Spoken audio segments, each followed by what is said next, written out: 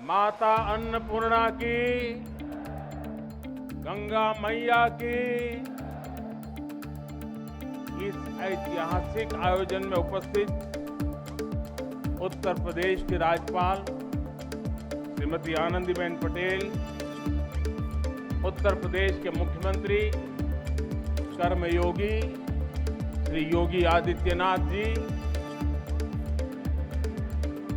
Bharatiya Janata party के राष्ट्रीय अध्यक्ष, हम सबके मार्गदर्शक श्रीमान जेपी नड्डा जी, उप मुख्यमंत्री भाई केशव प्रसाद मौर्य जी, दिनेश शर्मा जी, केंद्र में मंत्रिपरिषद के मेरे साथी महेंद्र नाथ पांडे जी, उत्तर प्रदेश भारतीय जनता पार्टी के अध्यक्ष स्वतंत्र देव सिंह जी, यहाँ के मंत्री श्रीमान नीलकंठ तिवारी जी, देश के हर कोने से आए हुए पूज्य संतगण और मेरे प्यारे काशीवासी,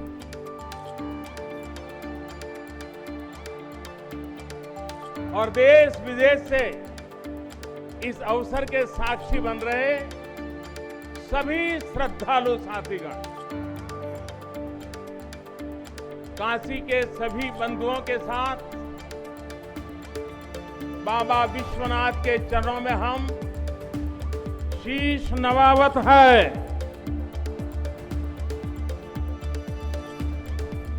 माता अन्नपूर्णा के चरणन का बार बार वंदन करत है। अभी मैं बाबा के साथ साथ नगर कोतवाल काल भैरव जी के दर्शन करके ही आ रहा। देशवासियों के लिए उनका आशीर्वाद लेकर आ रहा। काशी में कुछ भी खास हो, कुछ भी नया हो, तो सबसे पहले उनसे पूछना आवश्यक है। मैं काशी के कोतवाल के चरणों में भी प्रणाम करता हूं। गंगा तरंग रमणीय घटा कलापम, गौरी निरंतर विभूषित वाम भागम, नारायण प्रिय मनंग मदापहारम, वाराणसी पुरपतिम भज विश्वनाथ।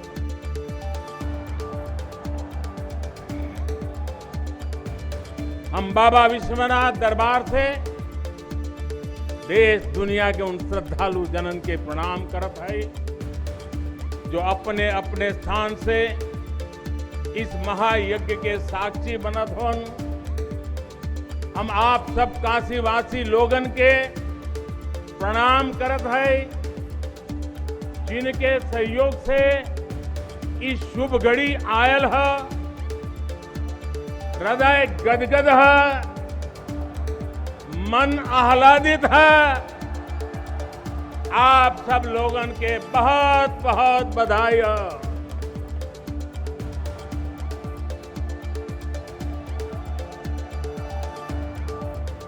साथियों, हमारे पुराणों में कहा गया है कि जैसे ही कोई काशी में प्रवेश करता है, सारे बंधनों से मुक्त हो जाता है।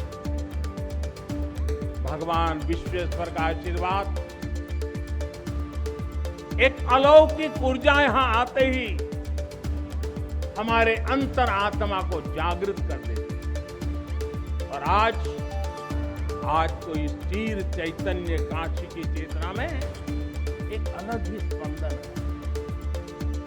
आज आदि काशी की अलौकिकता में एक अलग ही आभा। आज शाश्वत बनारस के संकल्पों में एक अलग ही सामर्थ्य दिख रहा है।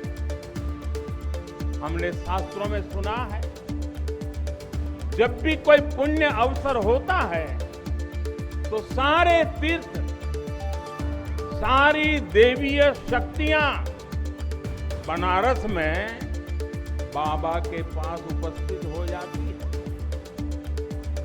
कुछ वैसा ही अनुभव आज मुझे बाबा के दरबार में आकर हो रहा है।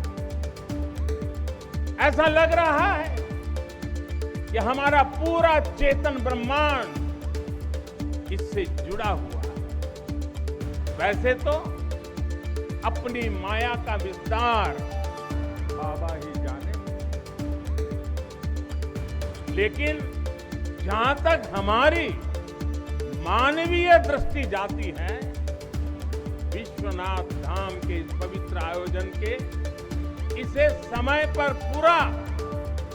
इस समय पूरा विश्व जुड़ा हुआ है। साथियों, आज भगवान शिव का प्रिय दिन सोमवार है। आज विक्रम संवत 2078 मार्गशीर्ष शुक्ल पक्ष दशमी तिथि एक नया इतिहास रच रही है।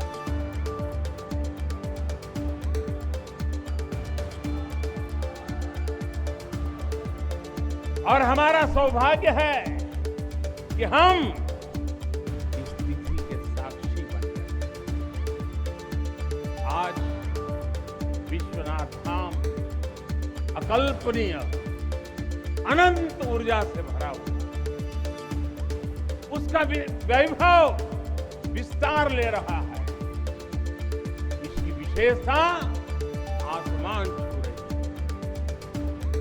यहां आसपास जो अनेक प्राचीन मंदिर लुप्त हो गए, उन्हें भी पुनः स्थापित किया जाए।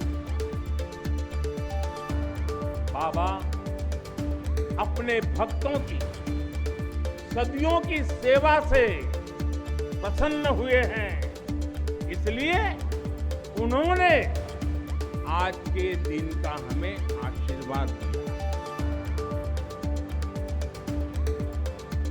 विश्वनाथ धाम का ये पूरा नया परिसर एक भव्य भवन भर नहीं है, ये प्रतीक है हमारे भारत की सनातन संस्कृति। ये प्रतीक है हमारी आध्यात्मिक आत्मा का। ये प्रतीक है भारत की प्राचीनता का, परंपराओं का, भारत की ऊर्जा का, गतिशीलता का।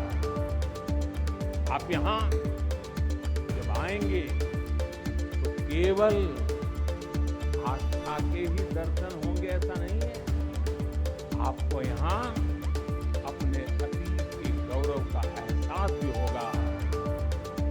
कैसे प्राचीनता और नवीनता एक साथ सजीव हो रही है, कैसे पुरातन की प्रेरणाएं भविष्य को दिशा दे रही हैं, इसके साक्षात दर्शन विश्वनाथ धाम परिसर में हम कर रहे हैं। साथियों, जो मां गंगा उत्तर वाहिनी होकर बाबा के पांव पखारने काशी आती है, तो मां गंगा भी आज बहुत प्रसन्न है।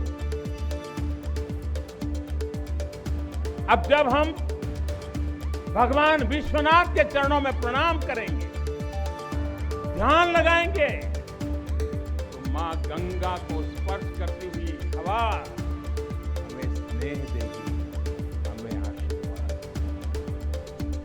और जब मां गंगा उन्मुक्त होगी, प्रसन्न होगी, तो बाबा के ध्यान में हम गंग तरंगों की कलकल का दैवीय अनुभव भी कर सकते हैं। बाबा विश्वनाथ सबके हैं, मां गंगा सबकी है, उनका आशीर्वाद सबके लिए है।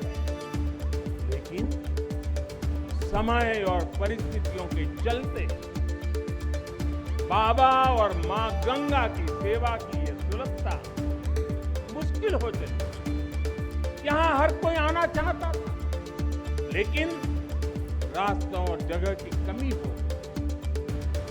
बुजुर्गों के लिए, दिव्यांगों के लिए यहाँ आने में बहुत कठिनाई होती। लेकिन अब विश्वनाथ धाम परियोजना के पूरा होने से यहाँ हर किसी के लिए पहुंचना सुगम हो गया। हमारे दिव्यांग भाई बहन, बुजुर्ग माता पिता सीधे बोर्ड से जेटी तक आएंगे। जेटी से घाट तक आने के लिए भी एस्केलेटर लगाए गए हैं। वहां से सीधे मंदिर तक आ सकेंगे। संकरे रास्तों की वजह से दर्शन के लिए जो घरों का घंटों तक का इंतजार करना पड़ा, जो परेशानी हो, वो भी अब कम हो। पहले यहां जो मंदिर क्षेत्र केवल 3000 वर्ग फीट में था, वो अब करीब 5 लाख वर्ग फीट का हो गया।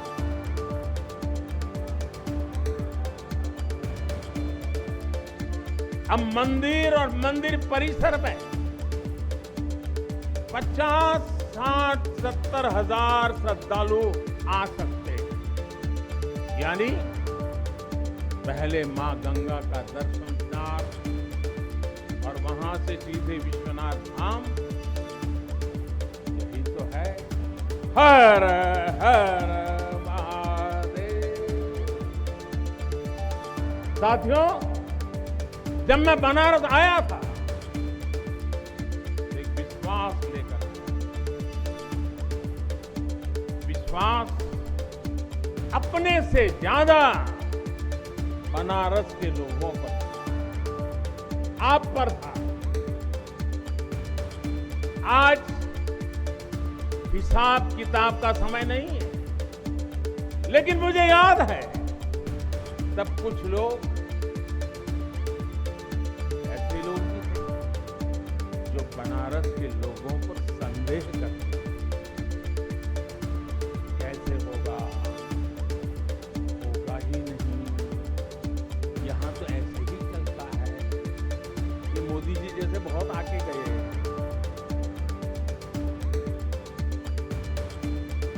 मुझे आश्चर्य होता था कि बनारस के लिए ऐसी धारणाएं बना ली, ऐसे तर्क दिए जाने लगे।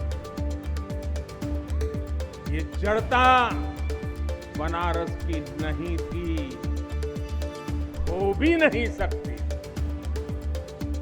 थोड़ी बहुत राजनीति थी, थोड़ा बहुत कुछ लोगों का निजी स्वार्थ, इसलिए बनारस पर आरोप लगाए जा रहे हैं। लेकिन काशी तो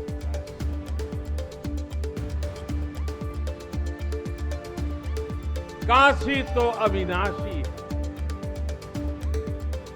काशी में एक ही सरकार है।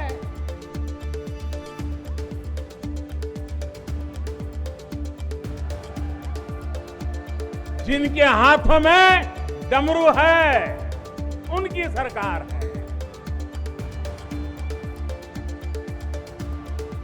जहां गंगा अपनी धारा बदलकर बहती हो, उस काशी को भला कौन रोक सकता है। काशी खंड में भगवान शंकर ने खुद कहा है, बिना मम प्रसादम वै कह काशी प्रति प्रद्युत्ते। अर्थात बिना मेरी प्रसन्नता के काशी में कौन आ सकता है, कौन इसका सेवन कर सकता है। काशी में महादेव की इच्छा के बिना न कोई आता है और न यहां उनकी इच्छा के बिना कुछ होता है। यहां जो कुछ होता है महादेव की इच्छा से होता है। ये जो कुछ भी हुआ है महादेव ने ही किया।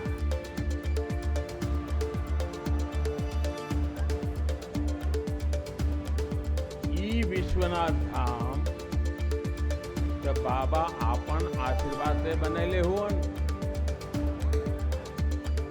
उनकर इच्छा के बिना का कोई पत्ता हिल सकला? कोई कितना बड़ा हवे तो अपने घरे का होइए, ऊ बोलिए तबे कोई आ सकेला, कुछ कर सकेला। साथियों, बाबा के साथ अगर किसी और का योगदान है तो वो बाबा के गणों का है। बाबा के गण यानी हमारे सारे काशीवासी जो खुद महादेव के ही रूप है। जब भी बाबा को अपनी शक्ति अनुभव करानी होती है, वो काशी वासियों का माध्यम ही बना देते हैं। फिर काशी करती है और दुनिया देखती है। इदम शिवाय इदम नमः, इदम शिवाय इदम नमः। भाइयों और बहनों, मैं आज अपने हर उस श्रमिक भाई बहनों का भी आभार व्यक्त करना चाहता हूं, जिसका पसीना इस भव्य परिसर के निर्माण में बहा। कोरोना के इस विपरीत काल में भी उन्होंने यहां पर काम रुकने नहीं दिया। मुझे अभी अपने इस श्रमिक साथियों से मिलने का अवसर मिला, उनके आशीर्वाद लेने का सौभाग्य। हमारे कारीगर, हमारे सिविल इंजीनियरिंग से जुड़े लोग, प्रशासन के लोग, वो परिवार जिनके यहां घर हुआ करते थे, मैं सभी का अभिनंदन करता हूं। और इन सबके साथ मैं यूपी सरकार, हमारे कर्मयोगी मुख्यमंत्री योगी आदित्यनाथ जी का भी और उनकी पूरी टीम का भी अभिनंदन करता हूं, जिन्होंने काशी विश्वनाथ धाम परियोजना को पूरा करने के लिए दिन रात एक कर दिया। साथियों, हमारी इस वाराणसी ने युगों को जिया है, इतिहास को बनते बिगड़ते देखा है। कितने ही कालखंड आए गए, कितनी ही सल्तनतें उठी और मिट्टी में मिल गई, फिर भी बनारस बना हुआ है। बनारस अपना रस बिखेर रहा है। बाबा का ये धाम शाश्वत ही नहीं रहा है, इसके सौंदर्य ने भी हमेशा संसार को आश्चर्यचकित और आकर्षित किया। हमारे पुराणों में प्राकृतिक आभा से घिरी काशी के ऐसे ही दिव्य स्वरूप का वर्णन किया गया है। अगर हम ग्रंथों को देखेंगे, शास्त्रों को देखेंगे, इतिहासकारों ने भी वृक्षों, सरोवरों, तालाबों से घिरी काशी के अद्भुत स्वरूप का बखान किया है। लेकिन समय कभी एक जैसा नहीं है। आतताइयों ने इस नगरी पर आक्रमण किए, इसे ध्वस्त करने के प्रयास किए। औरंगजेब के अत्याचार, उसके आतंक का इतिहास साक्षी है। जिसने सभ्यता को तलवार के बल पर बदलने की कोशिश की, जिसने संस्कृति को कट्टरता से कुचलने की कोशिश की, लेकिन इस देश की मिट्टी बाकी दुनिया से कुछ अलग है। यहां अगर औरंगजेब आता है तो शिवाजी भी उठ खड़े होते। अगर कोई सालार मसूद इधर बढ़ता है तो राजा सुहेलदेव जैसे वीर योद्धा उसे हमारी एकता की ताकत का एहसास करा देते हैं। और अंग्रेजों के दौर में भी वॉरेन हेस्टिंग्स का क्या हाल काशी के लोगों ने किया था, ये तो काशी के लोग समय समय पर बोलते रहते हैं और काशी की जुबान पे निकलता है, घोड़े पर हौदा और हाथी पर जिन जान लेकर भागल वॉरेन हेस्टिंग्स। साथियों, आज समय का चक्र देखिए, आतंक के वो पर्याय इतिहास के काले पन्नों तक सिमट कर रह गए और मेरी काशी आगे बढ़ रही है, अपने गौरव को फिर से नई भव्यता दे रही है। साथियों, काशी के बारे में मैं जितना बोलता उतना डूबता जाता, उतना ही भावुक हो जाता। काशी शब्दों का विषय नहीं है, काशी संवेदनाओं की सृष्टि है। काशी वो है जहां जागृति ही जीवन है, काशी वो है जहां मृत्यु भी मंगल है, काशी वो है जहां सत्य ही संस्कार है, काशी वो है जहां प्रेम ही परंपरा है। भाइयों बहनों, हमारे शास्त्रों ने भी काशी की महिमा गाते और गाते हुए आखिर में क्या कहा? नेति नेति ही कहा, यानी जो कहा उतना ही नहीं है, उससे भी आगे कितना कुछ है। हमारे शास्त्रों ने कहा है, शिवम ज्ञायन इति ब्रूयो, शिवः शब्दार्थ चिंतका, अर्थात शिव शब्द का चिंतन करने वाले लोग शिव को ही ज्ञान कहते हैं। इसलिए ये काशी शिवमयी है, ये काशी ज्ञानमयी है और इसलिए ज्ञान, शोध, अनुसंधान ये काशी और भारत के लिए स्वाभाविक निष्ठा रहे।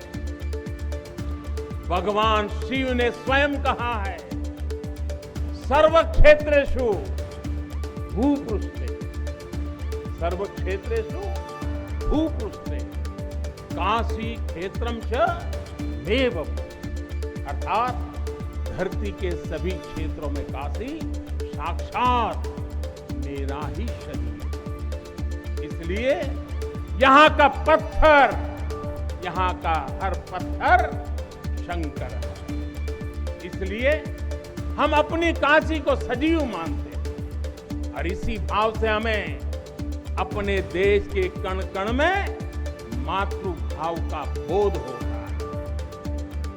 हमारे शास्त्रों का वाक्य है, दृश्यते स्वर्ग सर्वे काश्यम विश्वेश्वर तथा, यानी काशी में सर्वत्र हर जीव में भगवान विश्वेश्वर के ही दर्शन होते हैं। इसलिए काशी जीवत्व को सीधे शिवत्व से जोड़ती है। हमारे ऋषियों ने भी कहा है, विश्वेश्वम शरणम याया समे बुद्धि प्रदाश्य, अर्थात भगवान विश्वेश्वर की शरण में आने पर समबुद्धि व्याप्त हो जाती है। बनारस वो नगर है जहां से जगत गुरु शंकराचार्य को श्री डोम राजा की पवित्रता से प्रेरणा मिली। उन्होंने देश को एकता के सूत्र में बांधने का संकल्प लिया। ये वो जगह है जहां भगवान शंकर की प्रेरणा से गोस्वामी तुलसीदास जी ने रामचरितमानस जैसी अलौकिक रचना की। यहीं की धरती सारनाथ में भगवान बुद्ध का बोध संसार के लिए प्रकट हुआ। समाज सुधार के लिए कबीरदास जैसे मनीषी यहाँ प्रकट हुए। समाज को जोड़ने की जरूरत थी तो संत रविदास जी की भक्ति की शक्ति का केंद्र भी ये काशी बनी। ये काशी अहिंसा और तप की प्रतिमूर्ति, 4 जैन तीर्थंकरों की धरती है। राजा हरिश्चंद्र की सत्यनिष्ठा से लेकर वल्लभाचार्य और रामानंद जी के ज्ञान तक, चैतन्य महाप्रभु और समर्थ गुरु रामदास के से लेकर स्वामी विवेकानंद और मदन मोहन मालवीय तक इतने ही ऋषियों और आचार्यों का संबंध काशी की पवित्र धरती से रहा। छत्रपति शिवाजी महाराज ने यहाँ प्रेरणा पाई। रानी लक्ष्मीबाई से लेकर चंद्रशेखर आजाद तक कितने ही सेनानियों की कर्मभूमि जन्मभूमि काशी रही। भारतेंदु हरिश्चंद्र, जयशंकर प्रसाद, मुंशी प्रेमचंद, पंडित रविशंकर और बिस्मिल्लाह खान जैसी प्रतिभाएं इस स्मरण को कहां तक लेते जाए, कितना कहते जाए, भंडार भरा पड़ा है। जिस तरह काशी अनंत है, वैसे ही काशी का योगदान भी अनंत है। काशी के विकास में इन अनंत पुण्य आत्माओं की ऊर्जा शामिल है। इस विकास में भारत की अनंत परंपराओं की विरासत शामिल है। इसलिए हर मत मतांतर के लोग, हर भाषा वर्ग के लोग यहां आते हैं तो यहां से अपना जुड़ाव महसूस करते हैं। साथियों, काशी हमारे भारत की सांस्कृतिक, आध्यात्मिक, राजधानी तो है ही, ये भारत की आत्मा का एक जीवंत अवतार भी है। आप देखिए, पूरब और उत्तर को जोड़ती हुई यूपी में बसी ये काशी, यहाँ विश्वनाथ मंदिर को तोड़ा गया तो मंदिर का पुनर्निर्माण माता अहिल्याबाई होलकर ने किया, जिनकी जन्मभूमि महाराष्ट्र थी, जिनकी कर्मभूमि इंदौर, माहेश्वर और अनेक क्षेत्रों में थी। उन माता अहिल्याबाई होलकर को आज मैं इस अवसर पर नमन करता हूं। 200-250 साल पहले उन्होंने काशी के लिए इतना कुछ किया। सबके बाद काशी के लिए इतना था, अब साथियों, बाबा विश्वनाथ मंदिर की आभा बढ़ाने के लिए पंजाब से महाराजा रणजीत सिंह ने 23 मण सोना चढ़ाया था। इसके शिखर पर सोना मढ़वाया था। पंजाब से पूज्य गुरु नानक देव जी भी काशी आए थे, यहां सत्संग किया था। दूसरे सिख गुरुओं का भी काशी से विशेष रिश्ता रहा था। पंजाब के लोगों ने काशी के पुनर्निर्माण के लिए दिल खोलकर दान दिया था। पूरब में बंगाल की रानी भवानी ने बनारस के विकास के लिए अपना सब कुछ अर्पण किया। मैसूर और दूसरे दक्षिण भारतीय राजाओं का भी बनारस के लिए बहुत बड़ा योगदान रहा है। एक ऐसा शहर है जहां आपको उत्तर, दक्षिण, नेपाली, लगभग हर तरह की शैली के मंदिर दिख जाएंगे। विश्वनाथ मंदिर इसी आध्यात्मिक चेतना का केंद्र रहा और अब ये विश्वनाथ धाम परिसर अपने भव्य रूप में इस चेतना को और ऊर्जा देगा। साथियों, फिर भारत के लोगों की काशी के प्रति आस्था, दक्षिण भारत का काशी पर और काशी का दक्षिण भारत पर प्रभाव हम सब भली भांति जानते हैं। एक ग्रंथ में लिखा है, तेनो पयाथेन कदाचनात् वाराणसीम पाप निवारण आवादी वाणी बलिना सविष्यन विलोक्य लीला वासरे विलिप्ता। कन्नड़ भाषा में कहा गया है, यानी जब सदगुरु माधवाचार्य जी अपने शिष्यों के साथ चल रहे थे तो उन्होंने कहा था कि काशी के विश्वनाथ पाप का निवारण करते हैं। उन्होंने अपने शिष्यों को काशी के वैभव और उसकी महिमा के बारे में भी समझाया। साथियों, सदियों पहले की ये भावना निरंतर चली आ रही है। मां कवि सुब्रमण्यम भारती काशी प्रवास ने जिनके जीवन की दिशा बदली, उन्होंने एक जगह लिखा है, तमिल में लिखा है, काशी नगर पुलवर पेसुम उरई दान कांजी इल के पदर कोर खरूबी सेवोम, यानी काशी नगरी के संत कवि का भाषण कांचीपुर में सुनने का साधन बनाएंगे। काशी से निकला हर संदेश ही इतना व्यापक है कि देश की दिशा बदल देता है। वैसे मैं एक बात और कहूंगा, मेरा पुराना अनुभव है। हमारे घाट पर रहने वाले, नाव चलाने वाले कई बनारसी साथी को, और आपने भी कभी अनुभव किया होगा, तमिल, कन्नड़ा, तेलुगु, मलयालम इतनी फर्राटेदार तरीके से बोलते हैं कि लगता है कि कहीं केरला, तमिलनाडु या कर्नाटक तो नहीं आ गए। अब इतना बढ़िया बोलते हैं। साथियों, भारत की हजारों सालों की ऊर्जा ऐसे ही तो सुरक्षित रही है, संरक्षित रही है। जब अलग अलग स्थानों के क्षेत्रों के सूत्र से जुड़ते हैं तो भारत एक भारत श्रेष्ठ भारत के रूप में जागृत होता है। इसलिए हमें सौराष्ट्र सोमनाथम से लेकर अयोध्या, मथुरा, माया, काशी, कांची, अवंतिका का हर दिन स्मरण करना सिखाया जाता है। हमारे यहाँ तो द्वादश ज्योतिर्लिंगों के स्मरण का ही फल बताया गया है। तस्य तस्य फल प्राप्ति ही भविष्यति न संशय, यानी सोमनाथ से लेकर विश्वनाथ तक द्वादश ज्योतिर्लिंगों का स्मरण करने से हर संकल्प सिद्ध हो जाता है। इसमें कोई संशय ही नहीं है। ये संशय इसलिए नहीं है क्योंकि स्मरण के बहाने पूरे भारत का भाव एकजुट हो जाता है। और जब भारत का भाव आ जाए तो संशय कहां रह जाता है, असंभव क्या बचता है। साथियों, ये भी सिर्फ संयोग नहीं है कि जब भी काशी ने करवट ली है, कुछ नया किया है, देश का भाग्य भी बदला।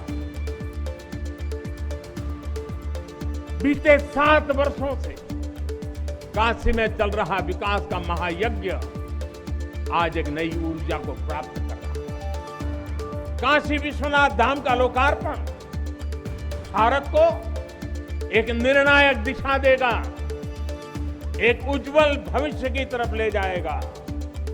ये परिसर साक्षी है हमारे सामर्थ्य का, हमारे कर्तव्य का। अगर सोच लिया जाए, ठान लिया जाए तो असंभव कुछ भी नहीं। हर भारतवासी की भुजाओं में वो बल है, हर भारतवासी की भुजाओं में वो बल है जो अकल्पनीय को साकार कर देता है। हम तब जानते हैं, हम तपस्या जानते हैं, देश के लिए दिन रात खपना जानते हैं। चुनौती कितनी ही बड़ी क्यों ना हो, हम भारतीय मिलकर उसे परास्त कर सकते हैं। विनाश करने वालों की शक्ति कभी भारत की शक्ति और भारत की भक्ति से बड़ी नहीं हो सकती। याद रखिए, जैसी दृष्टि से हम खुद को देखेंगे, वैसी ही दृष्टि से विश्व भी हमें देखेगा। मुझे खुशी है कि सदियों की गुलामी ने हम पर जो प्रभाव डाला, जिस हीन भावना से भारत को भर दिया गया था, अब आज का भारत उससे बाहर निकल रहा है। आज का भारत सिर्फ सोमनाथ मंदिर का सौंदर्यीकरण ही नहीं करता, बल्कि समंदर में हजारों किलोमीटर ऑप्टिकल फाइबर भी बिछा रहा है। आज का भारत सिर्फ बाबा केदारनाथ मंदिर का जीर्णोद्धार ही नहीं कर रहा, बल्कि अपने दमखम पर अंतरिक्ष में भारतीयों को भेजने की तैयारी में जुटा है। आज का भारत सिर्फ अयोध्या में प्रभु श्री राम का मंदिर ही नहीं बना रहा, बल्कि देश के हर जिले में मेडिकल कॉलेज भी बना रहा। आज का भारत सिर्फ बाबा विश्वनाथ धाम को भव्य रूप ही नहीं दे रहा, बल्कि गरीब के लिए करोड़ों पक्के घर भी बना रहा। साथियों, नए भारत में अपनी संस्कृति का गर्व भी है और अपने सामर्थ्य पर उतना ही भरोसा है। नए भारत में विरासत भी है और विकास भी है। आप देखिए, अयोध्या से जनकपुर आना जाना आसान बनाने के लिए राम जन्म की मार्ग का निर्माण हो रहा है। आज भगवान राम से जुड़े स्थानों को रामायण सर्किट से जोड़ा जा रहा है और साथ ही रामायण ट्रेन चलाई जा रही है। बुद्ध सर्किट पर ही काम हो रहा है, तो साथ ही कुशीनगर में इंटरनेशनल एयरपोर्ट भी बनाया गया है। करतारपुर साहिब कॉरिडोर का निर्माण किया गया है, तो वहीं हेमकुंड साहिब जी के दर्शन आसान बनाने के लिए रोपवे बनाने की भी तैयारी है। उत्तराखंड में 4 धाम सड़क महापरियोजना पर भी तेजी से काम जारी है। भगवान विट्ठल के करोड़ों भक्तों के आशीर्वाद से श्री संत ज्ञानेश्वर महाराज पालकी मार्ग और संत तुकाराम महाराज पालकी मार्ग का भी काम अभी कुछ हफ्ते पहले शुरू हो चुका है। साथियों, केरला में गुरुवायूर मंदिर हो या तमिलनाडु में कांचीपुरम वेलंकानी, तेलंगाना का जोगलांबा देवी मंदिर हो या फिर बंगाल का बेलूर मठ, गुजरात में द्वारका जी हो या फिर अरुणाचल प्रदेश का परशुराम कुंड, देश के अलग अलग राज्यों में हमारी आस्था और संस्कृति से जुड़े ऐसे अनेकों पवित्र स्थानों पर पूरे भक्ति भाव से काम किया गया है, काम चल रहा है। भाइयों और बहनों, आज का भारत अपनी खोई हुई विरासत को फिर से संजो रहा है। यहाँ काशी में तो माता अन्नपूर्णा खुद विराजती है। मुझे खुशी है कि काशी से चुराई गई मां अन्नपूर्णा की प्रतिमा 1 शताब्दी के इंतजार के बाद, 100 साल के बाद अब फिर से काशी में स्थापित की जा रही है। माता अन्नपूर्णा की कृपा से कोरोना के कठिन समय में देश ने अपने अन्न भंडार खोल दिए। कोई गरीब भूखा न सोए, इसका ध्यान रखा। मुफ्त राशन का इंतजाम किया। साथियों, जब भी हम भगवान के दर्शन करते हैं, मंदिर आते हैं, कई बार ईश्वर से कुछ मांगते हैं, कुछ संकल्प लेकर भी जाते हैं। मेरे लिए तो जनता जनार्दन ईश्वर का रूप है। मेरे लिए हर भारतवासी ईश्वर का ही अंश है। जैसे सब लोग भगवान के पास जाकर के मांगते हैं, तो मैं आपको भगवान मानता हूं, जनता जनार्दन को ईश्वर का रूप मानता हूं, तो मैं आज आपसे कुछ मांगना चाहता हूं। मैं आपसे कुछ मांगता हूं। मैं आपसे अपने लिए नहीं, हमारे देश के लिए 3 संकल्प चाहता हूं। भूल मत जाना, 3 संकल्प चाहता हूं और बाबा की पवित्र धरती से मांग रहा हूं। पहला, स्वच्छता, दूसरा सृजन और तीसरा आत्मनिर्भर भारत के लिए निरंतर प्रयास।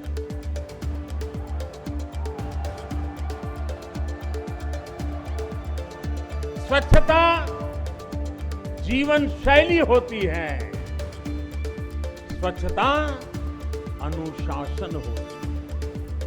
ये अपने साथ कर्तव्यों की एक बहुत बड़ी श्रृंखला लेकर आती है। भारत चाहे जितना ही विकास करे, स्वच्छ नहीं रहेगा तो हमारे लिए आगे बढ़ पाना मुश्किल होगा।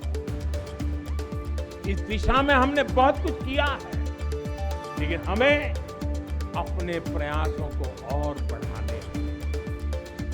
कर्तव्य की भावना से भरा आपका एक छोटा सा प्रयास देश की बहुत मदद करेगा।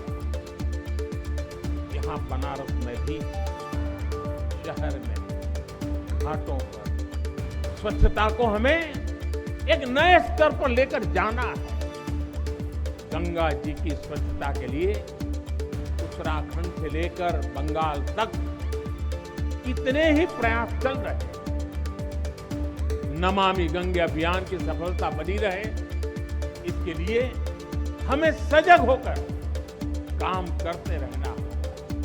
साथियों, गुलामी के लंबे कालखंड हम भारतीयों का आत्मविश्वास ऐसा तोड़ा कि हम अपने ही सृजन पर विश्वास खो बैठे। आज हजारों वर्ष पुरानी इस काशी से मैं हर देशवासी का आह्वान करता हूं, पूरे आत्मविश्वास से सृजन कीजिए, इनोवेट करिए, इनोवेटिव तरीके से करिए। जब भारत का युवा कोरोना के इस मुश्किल काल में सैकड़ों स्टार्टअप बना सकता है, इतनी चुनौतियों के बीच 40 से ज्यादा यूनिकॉर्न बना सकता है, वो भी ये दिखाता है कुछ भी कर सकता है। आप सोचिए, एक यूनिकॉर्न यानी स्टार्टअप करीब 7 हजार करोड़ रुपए से भी ज्यादा का है और पिछले 1-1.5 साल में बना है। इतने कम समय में यह अभूतपूर्व है। हर भारतवासी जहां भी है, जिस भी क्षेत्र में है, देश के लिए कुछ नया करने का प्रयास करेगा, तभी नए मार्ग मिलेंगे, नए मार्ग बनेंगे और हर नई मंजिल पाकर रहेंगे। भाइयों और बहनों, तीसरा एक संकल्प जो आज हमें लेना है, वो है आत्मनिर्भर भारत के लिए अपने प्रयास बढ़ाने का। ये आजादी का अमृत काल है। हम आजादी के 75वें साल में हैं, जब भारत 100 साल की आजादी का समारोह बनाएगा, तब का भारत कैसा होगा, इसके लिए हमें अभी से काम करना होगा और इसके लिए जरूरी है हमारा आत्मनिर्भर होना। जब हम देश में बनी चीजों पर गर्व करेंगे, जब हम लोकल के लिए वोकल होंगे, जब हम ऐसी चीजों को खरीदेंगे जिसे बनाने में किसी भारतीय का पसीना बहा हो, तो इस अभियान को मदद करेंगे। अमृतकाल में भारत 130 करोड़ देशवासियों के प्रयासों से, सबके प्रयासों से आगे बढ़ रहा है। महादेव की कृपा से हर भारतवासी के प्रयास से हम आत्मनिर्भर भारत का सपना सच होता देखेंगे। इसी विश्वास के साथ मैं बाबा विश्वनाथ के, माता अन्नपूर्णा के, काशी कोतवाल के और सभी देवी देवताओं के चरणों में एक बार फिर प्रणाम करता हूं। इतनी बड़ी तादाद में देश के अलग अलग कोने से पूज्य संत महात्मा पधारे। ये हमारे लिए मुझ जैसे एक सामान्य नागरिक के लिए ये सौभाग्य की पल है। मैं सभी संतों का, सभी पूज्य महात्माओं का सर झुका करके हृदय से अभिनंदन करता हूं, प्रणाम करता हूं। मैं आज सभी काशीवासियों को, देशवासियों को फिर से बधाई देता हूं, बहुत बहुत शुभकामनाएं देता हूं। हर